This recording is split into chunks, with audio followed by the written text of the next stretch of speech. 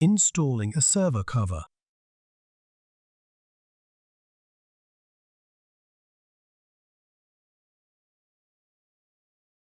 If applicable, insert the tabs on the cage bar into the slots on the rear of the chassis. Align the tabs on the other end of the cage bar with the slots on the front of the chassis, and then move the cage bar toward the front of the chassis until it is secure. If applicable, install the optical drive and drive bay two-cage assembly.